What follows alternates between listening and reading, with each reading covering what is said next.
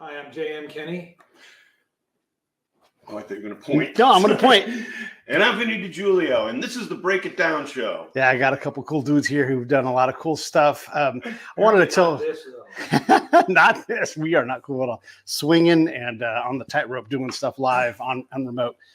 Vinny, I wanted to tell you, I started a lot of my career in a video store too. I used to work at Tower Video in Sacramento, the home of Tower Records and video and books and all that. And a lot of people came up and learned this business, this entertainment business, all of this in video stores, in record stores. And by the way, Russ Solomon was a legend. Yeah. Who owned it. And I love the buyers. I love doing work with them. The only thing Tower Records couldn't do a very good job selling is children's product because moms weren't shopping at Tower Records. Yeah. So we had to put the pressure on the grocery stores. But anyway, it's great. We both started in home video. Yeah, yeah. And another friend of mine is going to be on the show coming up pretty soon. He worked with me at Tower Records, and he went on and he became basically the guy that Black Axe went to. He's a black guy. They went to make their music videos in the 90s. Oh, wow. But he had learned from Russ how to do distribution. So he worked with me in the video store, and he's like, hey, I want to do something else. Like, we'll come in and learn distribution at the main warehouse in Sacramento. And so not only did he learn like the directing part and the producing part, but also like, I know how to sell your video. So not only are you going to have one, but we're going to sell it to all these. So you got the full package, and you know how powerful that is when you're doing something like that. You bet. Yeah. That's that was the beauty of those days. We would, I don't want to say it's the Wild Wild West because that's what they're saying it is now. Right. But I mean, we were borrowing from P&G. We were borrowing methods. Right. We're borrowing from the record guys. A lot of stuff from the record guys, and just trying to make the best we could out of this brand new product that everybody seemed to want. Yeah. You should also mention what P&G is. Procter and Gamble. We stole from all the regular, like you said, distribution of just home goods. Just stealing from all of their methods and formed a way and what your returns are. And this is all boring stuff, but it was so fun because we were piecing it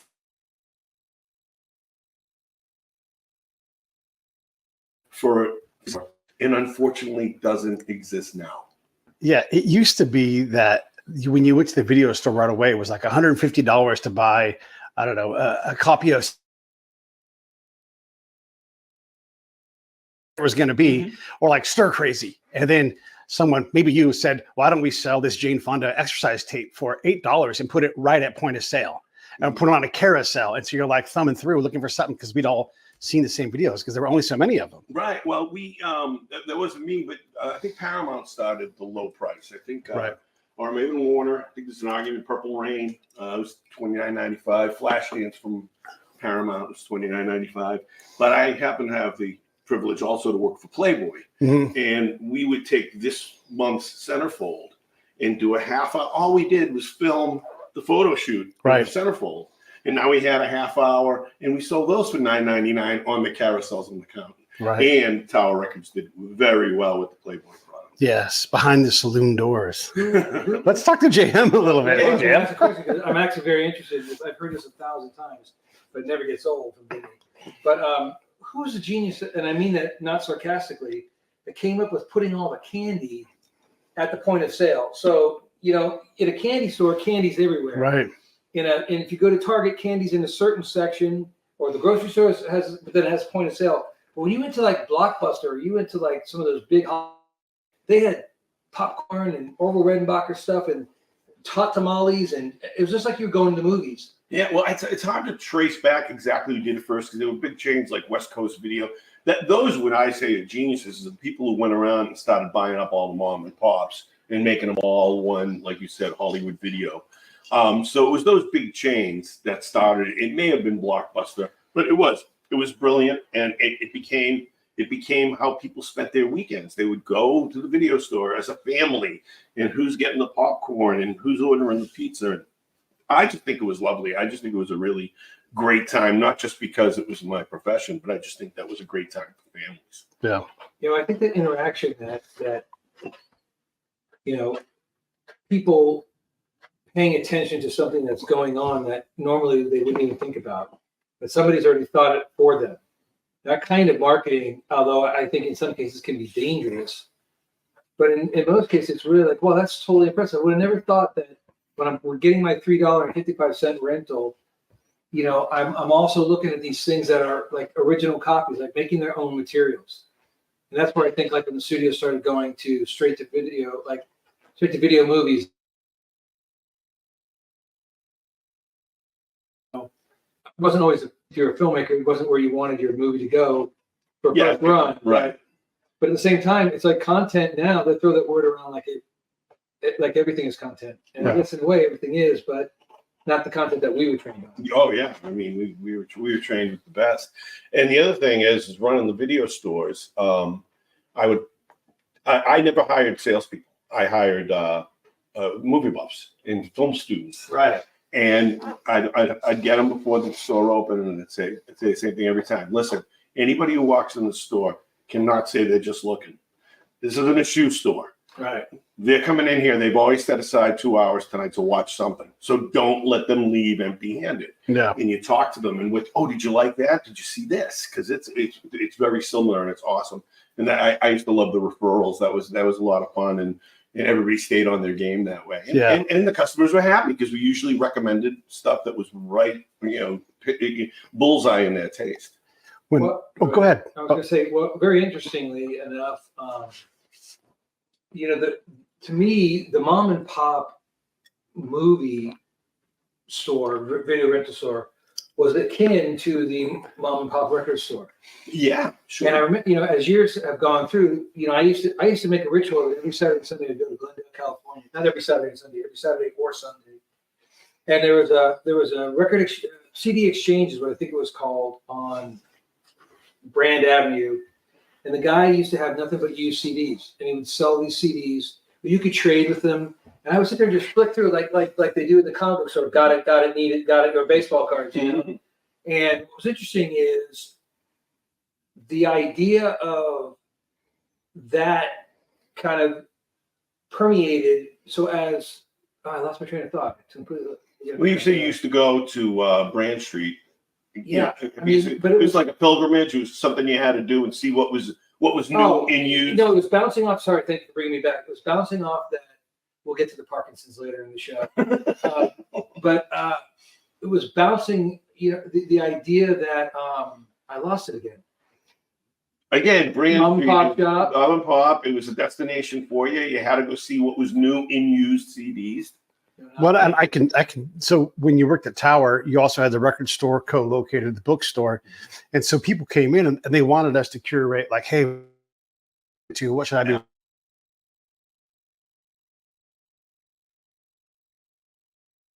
Watching. So Jethro Tull inspired Space Stories, and he's like, do you know Jethro Tull? And I'm like, only because we had a Jethro Tull dude in Tower. And he forced us to understand. Yeah. It's like, don't talk to him unless you're talking Tull. Yeah. And so you're like, oh, yeah, it's your turn. And he's like, let me tell you about Jethro Tull. And so you would be forced to understand this stuff. And so I'm like, he's like, you should listen to this album. And I'm like, I actually know the name of it. I don't know anything else about it, but because I was in Tower, and when you worked at Tower or any record store, bookstore, or from that era, video store, you ended up hanging out when you weren't working. And just absorbing. Right, yeah. And thank you both for brought me back to the thing. I was in Indiana, in Bloomington, Indiana, at the University of Indiana. We were doing the Evening with Kevin Smith, first movie that we did. And JM directed the Evenings with Kevin Smith. Okay. So what was interesting is my wife was with me, which is one of the rare opportunities that Heidi gets to come on the road with me. She was 4 or 5 months pregnant with Gracie, I think. And so I'm driving around Indiana, and all I'm hearing is the song. And every time I hear it on the radio, again, there was no like, hey, Google, this is 2000.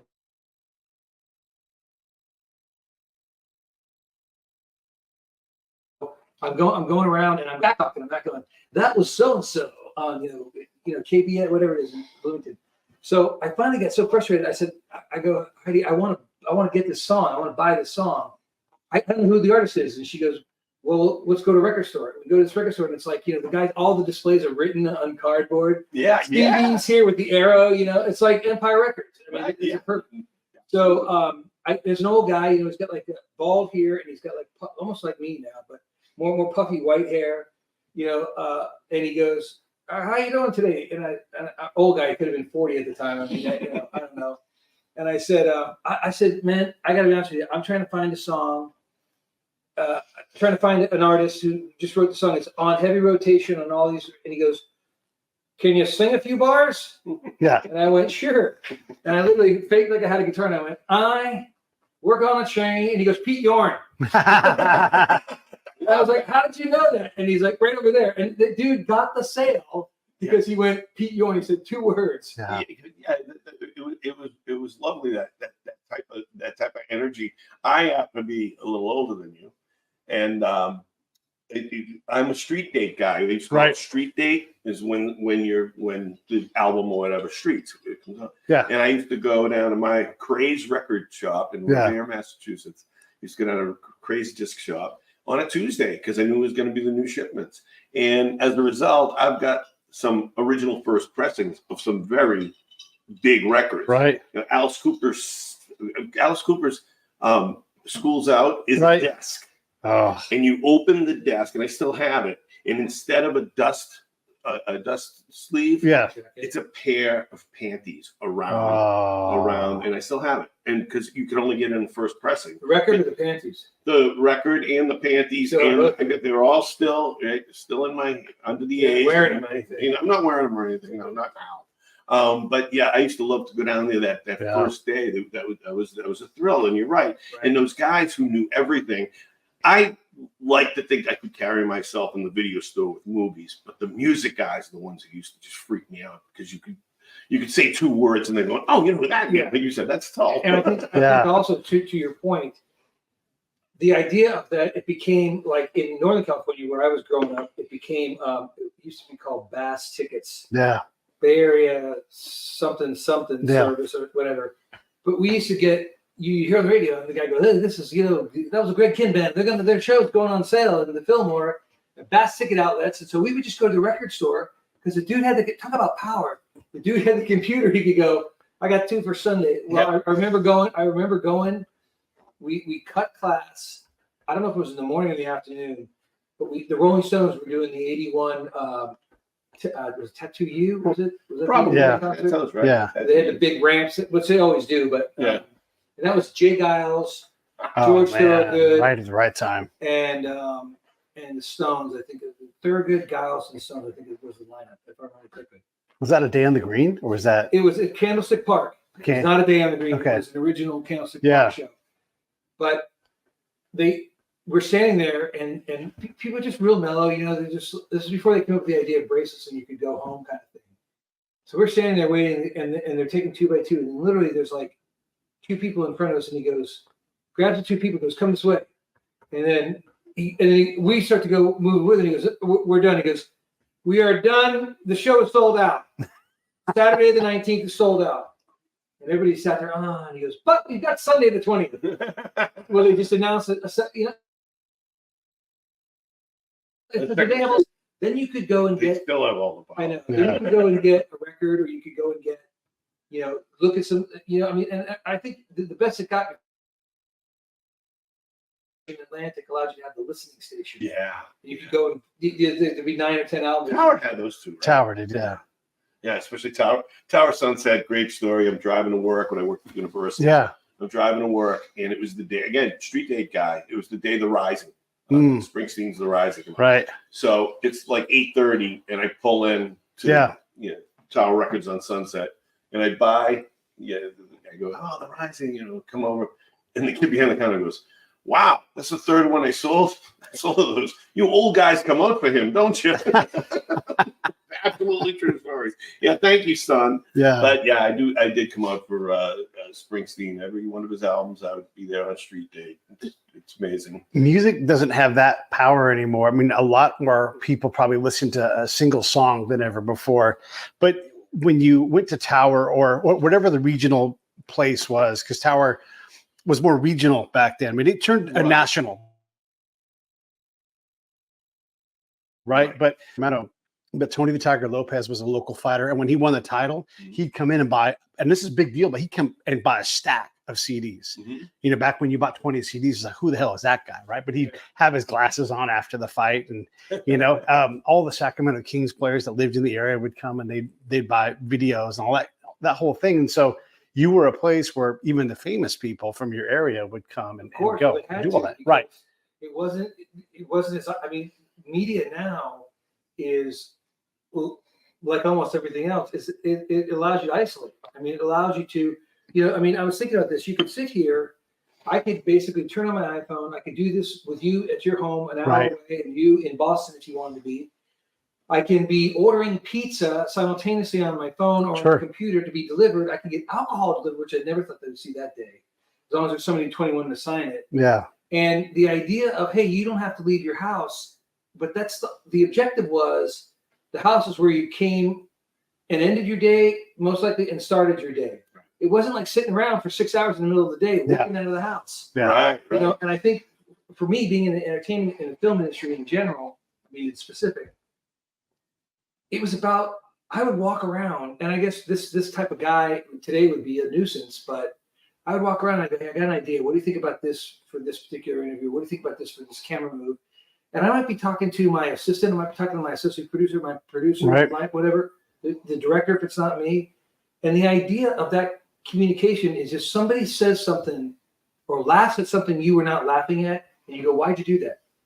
And then they go, well, and I go, no. I want to know what hit, how did it hit you? Yeah. Was it the way I said it? Was it speedy? Was it quick? Was it short? Was it fast? Was it slow? I mean, what resonated with you to get that feeling out of you? Because you're trying to hit, and that's very specific. And obviously drive you crazy if you try to do that with every frame of film. Right. But you're trying to get the most, you want to keep the audience always in your piece. So you always want to keep them expecting or looking forward for the next thing. And so if you kind of run out of ways to manufacture that, then you run the risk of like losing them. They tune out. Yeah. So how JM and I met is I was on the team. It certainly wasn't my decision, but I was on the team that would accept proposals for independent directors like JM. They'd come in and they'd pitch, because once DVD became hot, we have to put out the entire catalog back to the 30s on DVD. Right. So Jane would come in and pitch what his added value content, to use your word again, would be. Yeah. And I always fell in love with his pitches. And everyone thought we were friends, and we weren't at the time. But, he's the one who came in. So we had to do Animal House, and he comes in, he says, Animal House yearbook. And he starts lining up, telling me who he has lined up. And that's how we met. So you're a pro. I mean, you've been a professional interviewer most of your life. And I don't know how you guys do it. You're both doing it, and I don't know if I could do that. But you guys are great at it, obviously. But that's how he and I met. Yeah. When I was at Universal, everyone thought I was giving them jobs. And I go, it wasn't totally up to me, but I was kind of elbowing everybody else going. I want to ask you about that, and you too, Jam, because like my daughter's going through like my younger year movies on DVD, right? And so I try to buy her the director cut, the extra cut things, and I know, she's like, older though, right? Yeah, she's 27, but she like I bought her, like, I used to resemble when I was younger, like they'd say, oh, you look like the guy from Valley Girl. So I look like Nicolas Cage back then a little bit, right? And so I'm like, well, we should watch this so you can see. Then I'll show her some pictures of me from the era, that kind of thing. But if there's a director's cut or like the deluxe edition, I always want to buy her that. But I remember when I would buy them back then, a lot of times I'd be disappointed because the stuff that was there, you're like, like I wanted something more. I wanted that Animal House yearbook thing, right? Exactly. Like there were opportunities to do really incredible things. A lot of times it was just like, oh, you're doing commentary and I'm already bored. Right. Like the Christmas Vacation one was hilarious. The Caddyshack one was hilarious, and they were worth the price of admission. And they made me buy other things because I wanted them to be as good as that. And that's what we had hoped. Yeah. Right. And so when they were great, they were great. But man, when they didn't land, I was like, oh gosh, why? And so it made me stop buying them because a lot of the times they fell flat. And I think a lot of times, like everything, I think a lot of times they fell flat because the budget was cut by somebody like me. Right. Whereas, way to go, Benny. But with JM he was always, very good at his budgets. And then we got a call that he needed an extra $8,000 or something, because what happens is, and it happened to him several times, the cast and the producers and everything start talking to each other about their interview at JM for the new disc. Right. And then all of a sudden, hey, Judy Belushi wants to talk.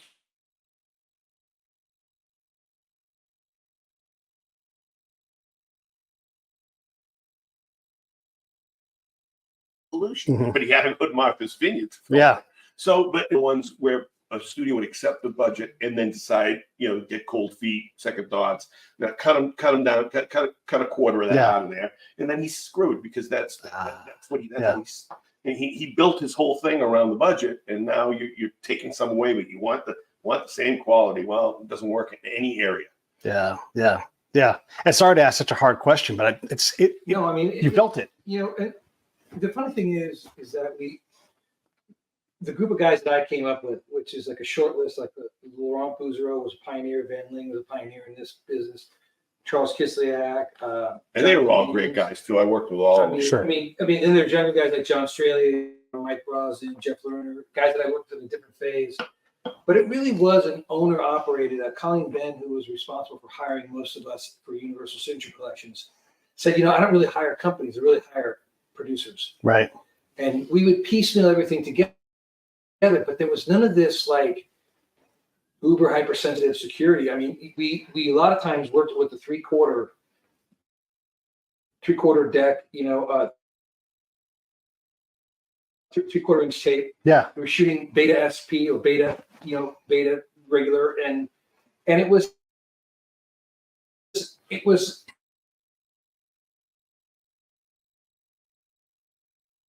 documentary. Right.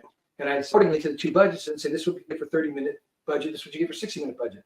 And a lot of times it was the ability to go out and get that extra person that, could really make the piece go over the edge. Right. A perfect example, of course, was Willy Wonka and the Chocolate Factory, which we were just laughing about this, because most of these documentaries now you can find on Showtime if you on YouTube, just keep typing it in, either by my name or by, House the Yearbook or Willy Wonka's Pure Imagination. And so it looks like that guy's got like 1 million hits as I keep producing. I'm like, dude, well, at least my name's on the back end of it, so he didn't completely like snip it off and make it like, dude, come to my website, check out my right. But bitter, a tad. But what was interesting is I remember sitting, Mel Stewart was the director of Willy Wonka and the Chocolate Factory. And I remember sitting out in front of his office in like West LA. I was early, the camera crew wasn't even there yet. And I was just sitting in the car, and I had done the interview with David Seltzer, who was the writer, who didn't get credit for it, but he also wrote The Omen, I believe was the first. He wrote first Omen. I'm not sure. Let me know if I'm bumping the mic. No, you're good. But what was interesting is I'm sitting in my car, and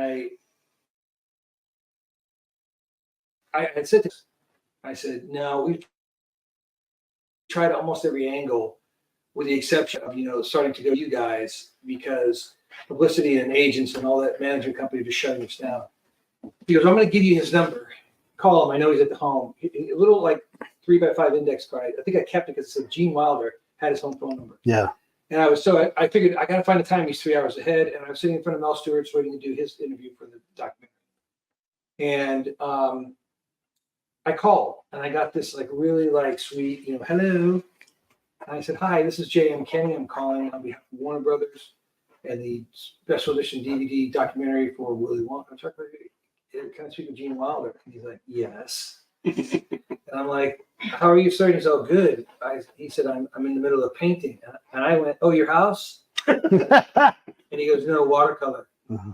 I was like, oh, okay. And so I kind of let him have my little pitch. And then he goes, JM, with all due respect, why would I want to do this? What else is there to be said? And I said, well, Gene, to be honest with you, I'm going to do a really good documentary, but if you're in it, it'll be great. Yeah. And there's pause. And it was the longest pause, and I was like, oh, that was my best shot. And also he goes, can you be in Connecticut on Thursday? And that's when I go back to the studio and go, I'm going to need a bumped up, because the studio, I pitched the studio, Warner's on that one, a long time before it actually went into production. And I said, they said, if you can get Gene Wilder or you can get the kids, we'll greenlight the project. Gene, the kids, and one in Oompa Loompa. Oh, wow. So, I mean, Rusty Goff, by the way, shouldn't call him one in Oompa Loompa. Yeah, right. But, you know, it was just like they needed that pitch that made it separate than every other, you know. Yeah. I would read the chat rooms and stuff. They'd say, "Oh, this is just Universal just rehashing it again to buy it a third time. Warner Brothers the fourth time. That this is 25. Then they're gonna have a third. Never again. Right? Yeah. Exactly. Yeah. And it's like, oh, what new are they putting on here? Oh, you know. Then I read, you know, topics like they would make these special like Animal House multiple like after I did the definitive documentary, and then they would say, well, thank God it's got J.M. Kenny's documentary on it, because people they started. There were a lot of websites in the beginning that started reviewing a lot of the work that all of us did, and they Bill Hunt is about the last guy to do it. If you ever want to go to a good website about DVD, it's called the Digital Bits, ITS. It's run by Bill Hunt, and he's probably going to be on our web on our podcast. Yeah. Okay. Yeah. when we you know our podcast, which I guess I can plug right here if you're cool with that. Yeah. Totally. It's called Why I Rise, which is about my story and journey through life with Parkinson's. Vinny is my cohort in crime, and we're going to do basically a show that is about Parkinson's, kind of what's going on in the world of Parkinson's, what's going on in my world with Parkinson's. But we're also going to tell our stories from 30 plus years in the entertainment industry. So Bill will be one of the guys that comes on, because he is just knows everything from Blu-ray to high def to like. He knew all the way back to Laserdisc. And he was just like he was a guy that like would go to Dave's Laser. I don't know if you went to Dave's Laser or what was the other one in West Hollywood? Laser Bandit, I don't. Laser Blazer Laser was in like Olympic and Pico area. Okay. Pico and Sepulveda area. You know. But Anyway. they say you really make it is if they parody you on Saturday Night Live. Well, they did a parody. I'm calling Jam like 1 o'clock in the morning. Yeah. They're doing a parody of JM's Charlie Willy Wonka and the Chocolate Factory. Because Pure imagination. and they used the same tune, the same opening. They used his footage, and then whoever the guest star was dressed as Peter, who played the original Charlie. Peter Ostrom played Charlie. Peter Ostrom, and they had an actor, and Peter had a handlebar mustache at the time, and he was a horse veterinarian, right? Wasn't he? Yeah, I think it's called Large Animal. Large Animal, and so of course they had him with a horse behind me, and I'm calling him. What's going on? I'm going, look at the TV, they're parodying you. Yeah, his work, all their work was really, really great. Laurent probably worked exclusively for Spielberg, right? Oh, I mean, yeah, but he did more. I mean, he's now directing. Like he did the Natalie Wood documentary that came out. Oh, cool! And he's got another one coming out. He's an amazing documentary. He's a really good guy. Talk about like he's very entertaining. I mean, his work is very entertaining, but it's also like historical and factual, and like it's like a thesis on this person or this movie. I forget who else. Then there's another guy that I used to. Well, Kislyak did To Kill a Mockingbird for us at Universal, which got the first cut of got to like the round of 16 for the Academy Award or something like that. Yes, got the past couple levels. Yeah, that's incredible. Exactly. That really started at the DVD special feature. Wow. So you know what? One of the things that they had, which was lightning in a bottle, but I don't think they were any particular studio with all the great creatives that were pushing for it. I don't think there was a model to go, how do we turn this, what these guys are doing, into like, because of all the union rules, you know, you couldn't sell it as an original piece. Like if we did a 30-minute documentary, we could go up to 29 minutes, 29 frames, or whatever it was. But if we went over to that next second or the next minute, we had to pay royalties because they only allowed you like 4.5 minutes worth of the film in any, you know, format. So you basically had to pick and choose your B-roll. That's why for us it was always important to shoot as much B-roll as possible. Yeah. Because then you just had cutaways, so it's just not talking heads all the time. Right. And is that because the industry hadn't quite caught up to where you guys were at creatively, and the industry needed to evolve to allow for that creative avenue to happen. Or, I mean, look, you're not trying to take money out of people's pockets. We're not saying that, but I mean, the industry was moving, adding this new area, and it was restricting it because of its rules. I mean, well, I think what it was it was a niche market. It originally started on Laserdisc, and when I worked for Rick Baker, who was makeup effects Academy Award winner for Gorillas in the Mist. He did the Eddie Murphy movie with the guys in the barbershop. oh yeah, right. Coming to America. American Werewolf in London. Oh yeah, that was Biggie with the whiskers David going Naughton, out. Yeah. So Rick Baker was, deservedly, every Academy Award he ever won was deserved, and he was an incredible talent. Is an incredible talent, I should say. But I was PA runner for him, and so he'd go. The production manager would go, "Hey, they're doing a particular thing, and they wanted to look at it on Laserdisc because at the time, Laserdisc was the most pristine. Like when you freeze frame, it didn't get blurry, so they could look at it and go, "Oh, this is great." We can see how the Whisker and American Werewolf does, or how they did the sculpting or whatever. And so he was constantly they were constantly buying Laserdisc, and they were like 79, 80 bucks. Right. Yeah, they were expensive. Disc. Yeah. So I'm like, and it was awkward. It was slightly bigger than the record albums. Yeah. And those of us that had jettisoned their record albums for CDs, were like, where do I keep these? where do we keep them? Totally. So that's when DVD came down, it was like higher resolution, much more storage space.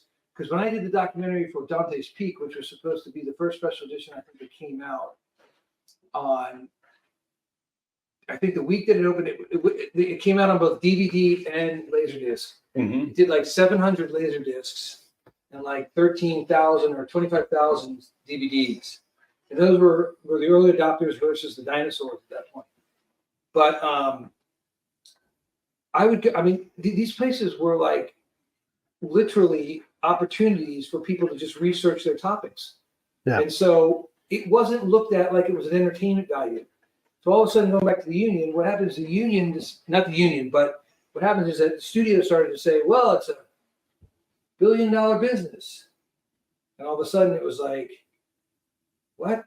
Yeah. Did you just hear him say about home entertainment? Look into that. And then you've got like the Writers Guild. Right. By the way, it should all be paid. Yeah, right. Writers Guild, Actors Guild, Directors Guild, Yeah. And what was fun, a positive that came out of that was all these directors were making themselves available to us because they were getting paid, I think, at that time. I don't think, to be honest with you, there's only a handful of people that got paid, but directors, it's their baby too. Exactly. And I always did it. It's always, every piece I did was director centric because to me, that's the one person who is with the film, other than maybe the writer, but he or she kind of peters off towards the end of production, and it's sort of like when they go into post or they go. The writer's not, unless there's a rewrite or something like that, which is a different scenario. But the director seems to be there from the day that they sign on to the day that the movie releases, and so I always looked at it as an homage to the film and its director. Yeah. And when we started, we were doing like the classic catalog, like what did you To Kill a Mockingbird. To Kill a It Mockingbird. doesn't get much better than that. All the monster movies. All the monster movies, yeah. the Universal monster movies from the 30s, Bride of Frankenstein. Yeah, all that. So we had, those were tough because you had to go back and try to find unseen footage. It was, those were a little difficult for guys like JM. Yeah. But don't you recall the directors being extremely available? I mean, I share a story with director's name. I love the guy. He's so cool. John Abnett. He directed Fried Green Tomatoes, a movie that I love. I just love the whole premise, and the actresses are phenomenal in it. And everybody's great. And I wrote a pitch called Moments of Discovery because John had said something in an interview where he said that what I really liked about certain sequences in Fried Green Tomatoes is as he would reveal something, like somebody would have their back to the camera, and in the background when they would reveal and it would change the focus, that would be their moment of discovery. They would discover something new about their character. He put it way more eloquently than I have. But he was like, "Hey, come to my office on Thursday. Let's talk about where you are." And I was like, "Okay." And so I'd never really had this. I mean, Landis was hands on. He would call me, and or his sister said, "Jam, I got John for you real quick," and they'd be like, "Hey, how's it going on this stuff?" And that was great. He goes, "Where are you?" And I'm like, "I'm in New York." He goes, "What are you doing in New York?" I said, "I'm doing Animal House interviews as well as." And he goes, "Well, that's right. I guess you're doing Blues Brothers and Animal House." Okay, see you later. Good luck. You know, You're need still me to call involved. anybody? Need me to, you know, they would say that, like, need me to call anybody. And it was just like that. He said, "How's it going?" I said, "Well, here's who I've got so far." Right. You know, we talked about these topics loosely. I said, you know, your interview is going to encompass everything and wrap it around and bring it home and start it up and all that stuff. And he said, "Have you got? When are we getting Stu and Lou?" And I said, "We're going to be in New York for this." You know, I would just share with him the information, which probably to the studio's demise is like, "Hey, who's this little documentary marketing, you know, guy that's in there weaseling with all the directors?" No, I don't think so. I mean, obviously, we all have our egos on the studio side, including me. But when you scored a director, that was a score for us. Right. I mean, yeah. and I always, I mean, there was never once that I ever represented, unless it was my own company. Yeah. They never represented myself because my company was named differently than the studios, and I didn't have a universal business card or a universal whatever. I mean, back in the day, you said you have a universal pass. Yeah. Because I was there so much, because I was predominantly doing 100% of my work was Universal. Then I clicked to Warner Brothers and went to Sony, where I was doing all three at the same time. And Avnet says to me, "Okay, so that," and he goes, and you're going to do Jordan's interview, which is his partner, Avnet Kerner at the time, and Jordan was the producer on the show. And I said, "Yep." And he said, "So where are we with Kathy?" And he's talking about Kathy Bates. And I said, "I think the well might have run dry." He goes, "What do you mean?" Meanwhile, he's got like somebody's bringing him a thing of popcorn or whatever, and he's like, "Have some popcorn." And he's like, "I want to show you the scene in my new movie. Get your take on it." I'm like, "Wow, that was actually amazing." I did not know how to handle that, because he was like, Kevin Smith did that for me once, and it was a little bit different. But he was just like, John was like, you know, show me the stuff, and he's like, "Hey, have some popcorn." I always had popcorn when I watch a movie. I'm like, okay, but it was just like a scene. It wasn't like, you know, the whole thing. But we talked about my thing, and he basically goes, "Well, hang on a second." And he, whatever his assistant's name was, "Can you get me Kathy Bates on the phone, please?" So that goes right to the house or the cell phone, or whatever it was. It doesn't go to the publicist or the agent. Yeah. And I have no control over that. I mean, I'm grateful for it because he got her, and she's Kathy Bates. Right. Enough said.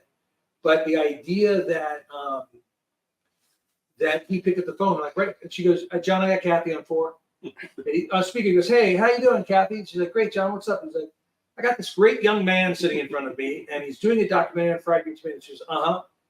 And he goes, and apparently, like, she hadn't even really heard about it. Wow. So, that happened. That happened a lot. And that's what I was saying earlier, that other cast members or other parts of the production team would talk. And this happened to him several times in his career. Yeah. I mean, look, I understand everybody has a job to do, and the job is very specific. And if your job is to make sure that your client is protected and not, like, you know, having some Badgered. or having just some crazy person record this interview and then chop it up and make you look like Frankenstein, you know what I mean? Yeah. Make it look like you said this when you never said that. Right. So, you know, they want to be protective of everything, and I respect all that. I mean, I had a great working relationship with, I believe, every one of my clients. Right. There were sometimes we bumped elbows, creatively speaking, but for the most part, all of it was all healthy and good. But, you know, Avnet got her. He said, she goes, "Well, Jan, can you be at my house at 4 on Thursday?" And I was like, "Sure." And we just get a crew like that, and we just go over there, and, you know, it was a little bit bigger than your setup here for today. Right. But, you know, I mean, it was amazing. We do these half an hour, 45-minute interviews. It was great to go back and look at a film that had been out for a while. It's a little harder to look retrospectively at a film that's your stuff is day and date when the thing hits the street. Yeah. You know, like Dante's. But being able to go back at something that's been out for a while. And it's kind of fun because a lot of times the actors who were asked to participate were excited because that was a great memory for them. Yeah. And it was also possibly a movie that boosted their career. So they have a soft spot in their heart for it. Yeah. So it was a lot of fun. We had a lot of fun doing our jobs. Yeah. Which, you know, I feel very blessed that happened to us. There's, for people who don't do this sort of thing for a living, or they're adjacent to this living, there's a lot of implied fear. I always say, like, I don't borrow the no. Like, they can say no to me, that's fine, or they can ignore me. We're already in that situation now, but I'm not going to assume that Celine Dion is going to say no. I'm going to ask, and she can say no. Well, and if you don't ask, you don't get. yeah, you don't ask, you don't get. And like you said, it might be like, these things tend to work in a way where, like, you know what? It's funny you should ask. Mhm. I've been thinking about how much I loved that moment in my life. Just the other day, I was thinking about that, and you happened to call. I'm going to say yes. And then you're like, of course, Yes. all the time that happens. And then, of course, you want to make them look good. Right, yes. They're excited now. Right. Yeah, it was really a Well, great. here's the reverse of this, and I don't remember her name, but she was amazing. I did, which is the actual. I was nominated for, I think, 9 awards in the video premiere, which lasted like DVD premiere awards, Mhm. which was a legitimate thing. It was a DVD premiere magazine. DVD was huge. Yeah. Like a $5 billion business. It was Everybody huge. was Yeah. floating around it.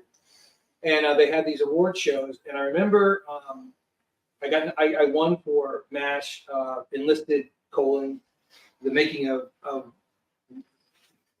MASH was what I think the title was. The movie or the show? The show. No, the movie. The Movie, movie. And so I did this documentary, and I literally cobbled everybody together. I mean, it would be like if I was doing an interview with somebody else, and I could get this actor, they could line the actor up to come over on the same day. I could either split it between both projects, or if it was somebody else, they could pay half and I could pay half. And so I remember I was in Toronto for something. And I remember I got my phone ring, and it was the girl from Donald Sutherland's publicity department.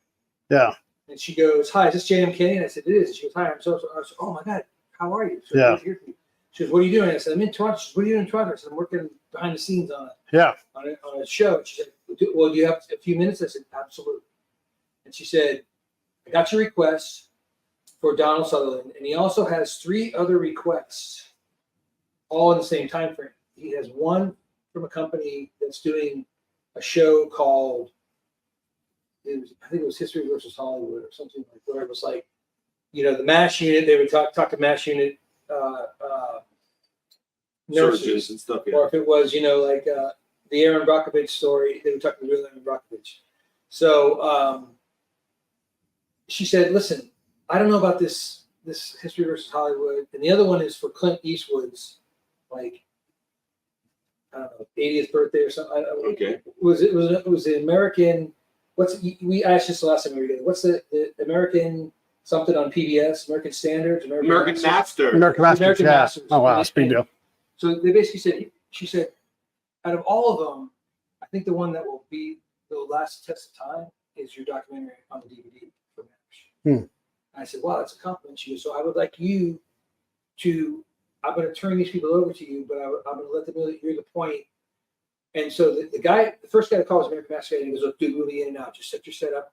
My cameraman will come in with a film camera. We'll throw one light on them, or use your lights. Use your setup. We'll interview them, and thank you very much." And then they were gone. And I think somebody from their thing sent me a little check, like a little $500 or whatever to offset the cost, hotel room and whatnot. Right. And then this other group came in, and they were I forget what their whole thing was, but it was like everybody wanted to do that, but she was so cool, and a lot of times we didn't get that respect. We were like, "Oh, you're the EPK DVD guy? Yeah, okay. Yeah. Just don't get in the way, okay? Just stand over there by It's like, Yeah. But the idea is that to your point about people saying no, if you show up and you know what you're talking about and you answer the questions, they can see that you're legit. Yeah. We just want to make sure that people are legit, because they never know what's going to happen. And it was the same on our side. That's how Jan proved himself legit. I think one of my favorite moments is he came in and he was going to do Fast Times at Ridgemont High. Yeah. And he had his list, and he said, I don't think I can get Sean Penn. And everybody in the studio was, "He'll never get Sean Penn." And he calls me, he goes, "Got Sean Penn." Yeah. You're gonna be kidding me. Yeah. It was a big victory, and he got Sean Penn. Right. And so it was just, again, I'm gushing about our own careers, but it was just such a great time, in not only in our lives but in the industry. And now I just feel like, you know, people who never have experienced that, never. Yeah, I remember the record guys that I used to work with at MCA Records and stuff when the CDs came out. And then they started streaming. They go, nah, they're still going to go to the store. They're going to want to touch it. They want to hold it. And then there was a guy by the name of Mike Fitzgerald, great guy, passed away, unfortunately. And he said, kids that never did that, kids who never laid on their bed with a 12-inch record out and read along the lyrics, don't miss it. Yeah. There's also the same kids. I say the same thing, but to a different level. Is who knows about liner notes? Like liner notes is where you found information, or Tiger Beat magazine, or what, you know, Rolling Stone. There was no Google, and like, you know, what's Steve Perry doing right now? You know, it was like, the worst part is that when you go there, there's 25 people with opinions on Steve Perry, and they're all wrong. That's why I feel badly for this generation, because they are being fed false information, unfortunately.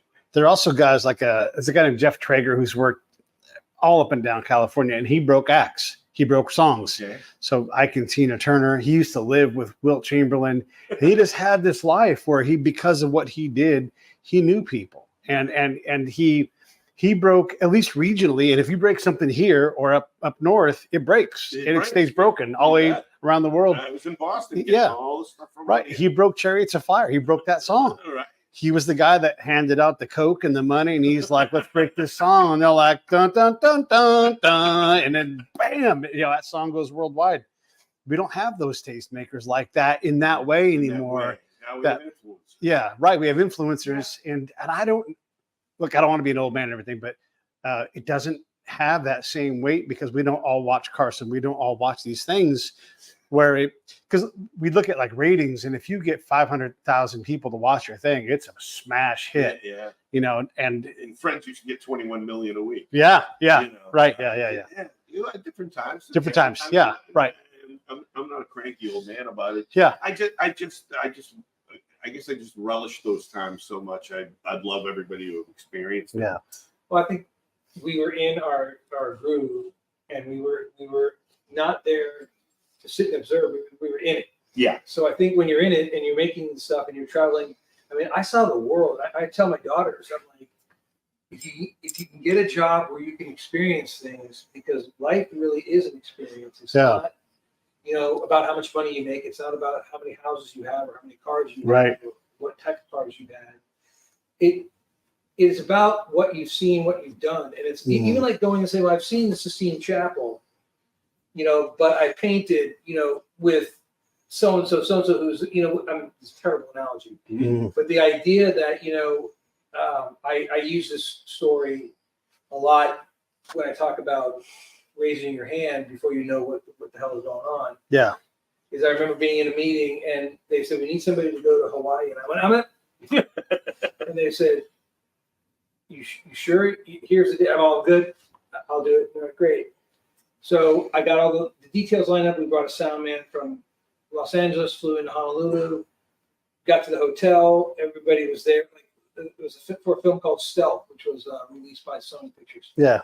And the director was there, and I don't think there was any key actors because it was basically a burial at sea that was shot on the Nimitz. Yeah. So I come from a family that has a lot of military. My uncle and my cousin were both in the Navy. This one was in the Army. This one was in the Marines. My dad was in none of them because he was a late in life baby, so he didn't have the opportunity to do it, but he was gladly gone.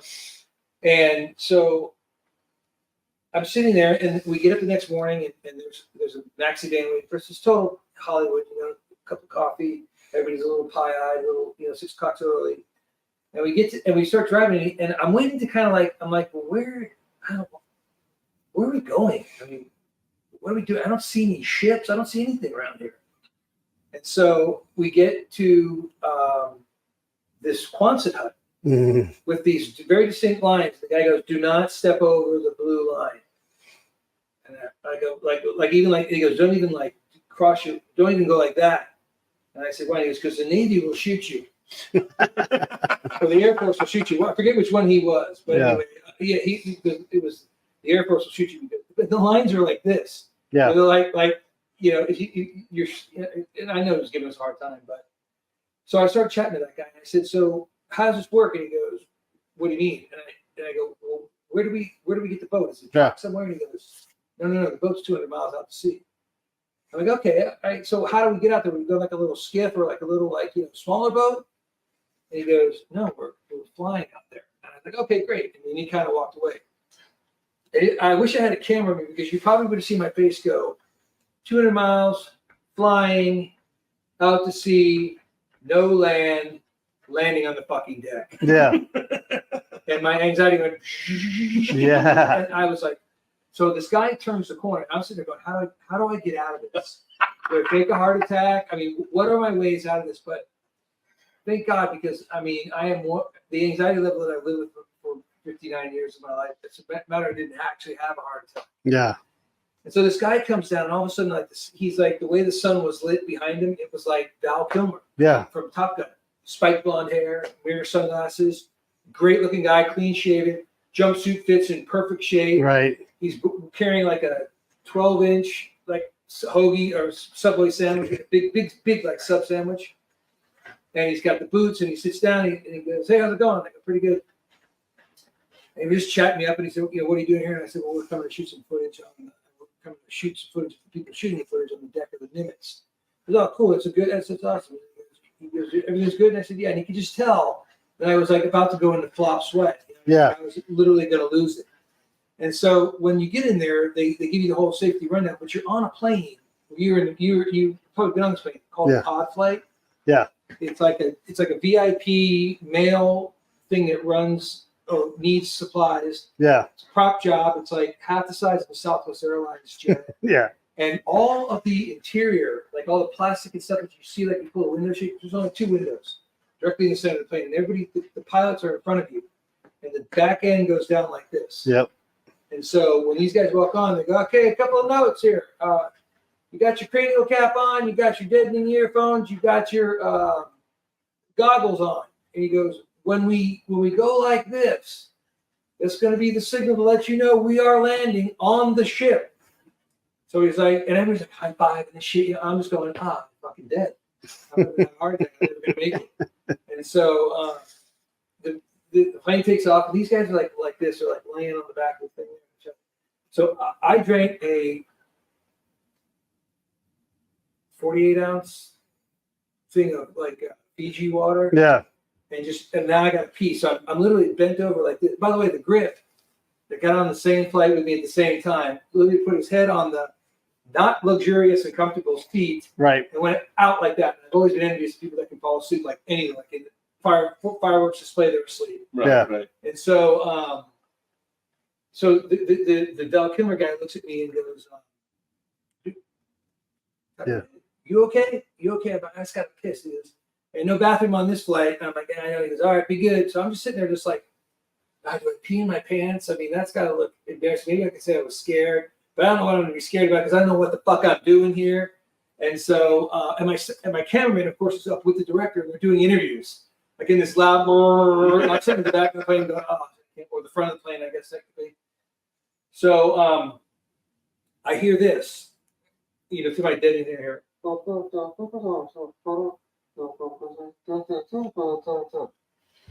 nobody moves. And all of a sudden, the guy taps me on the helmet, and he goes, "Hey, look at me. Look at me. The ship is this way. We're coming this way. We're going to have to go all the way around and come back in like this. You got that? You okay? It should be about 15 more minutes. Thumbs up. Oh, God, I got to pee." And I'm just like this. And all of a sudden, I hear this. And these guys hop up. And they're like, going, "Woo!" And he goes, "Man," he goes, "Look at me." And I'm like, and he goes, "Ship turn. We're going straight in like that." And I'm like, oh. So I'm like, 5-point harness. And they tell you to like push with all your might back and crank that thing down.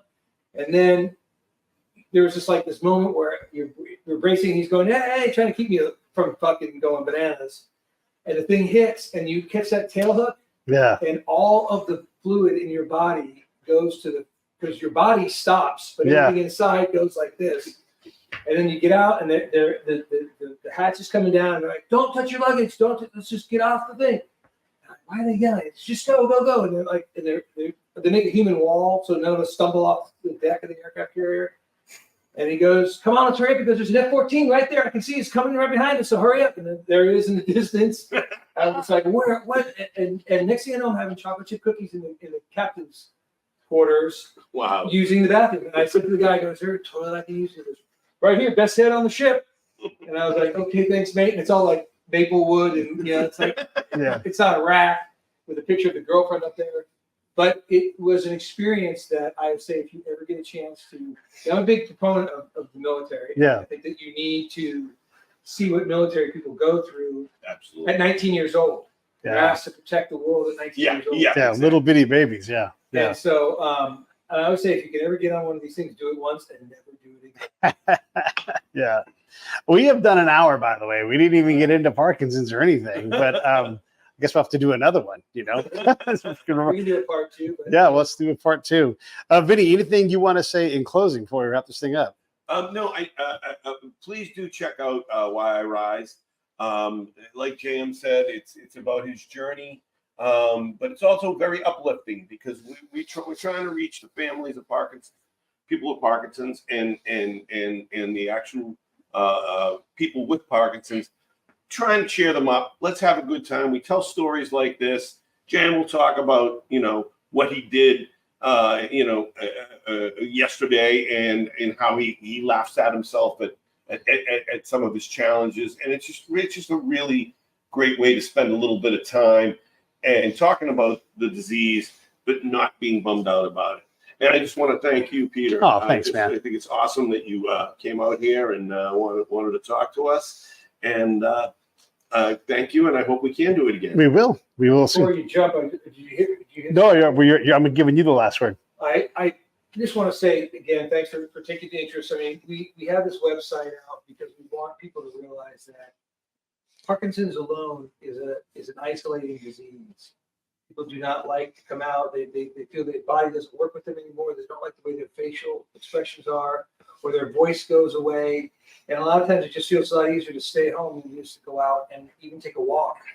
And so we're trying to challenge ourselves in trying to I may run a marathon. I'm talking about the training, about that, just to push myself, because what you hear a lot from people with Parkinson's is, I can't do that anymore. And I am a firm believer that you don't focus on what you can't, you focus on what you can. And now I say that dangerously hypocritical, because I will have incredible days where, even though I say there's only good days and great days, I do need to practice what I preach. And my beautiful wife said to me, if you're going to talk the talk, you better walk the walk. Yeah. And so that's what we're trying to do, is to show you that, we just did a golf tournament. We'll probably have a video of that coming out soon. But it's Parkinson'sWellnessFund.org. I know Pete has been wonderful about showing it up. We work on donations. It's an incredible organization that helps the Parkinson's patient right now. If you need a ramp put in your house for a wheelchair, or you need a wheelchair, or you need a cane to walk with, or you want to get some boxing lessons or some physical therapy, you go to that organization. They ask you to fill out a very short form, and the only requirement is that you have Parkinson's. And you go there, and when they can get you set up, they will set you up. And it's just an amazing organization run by Russ and Amy. And Russ's dad is a person with Parkinson's, has been living strong for 20-some odd years. We just were with him. And, it's a tough thing to watch somebody whose mind is sharp, but their body is closing down. And so, there's a lot of love there, and there's a lot of caring, and they treat people with Parkinson's with respect. And it's a great organization. And I just spilled my drink. So thank you guys very much for listening to this, and we'll hope to see you again soon. Yeah, thanks.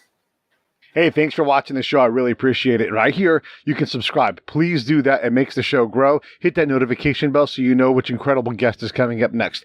Down below is the PayPal link. You can put a small subscription in. That is an enormous help. All that money goes right back into the show. And then right up over here are the next episodes you should listen to.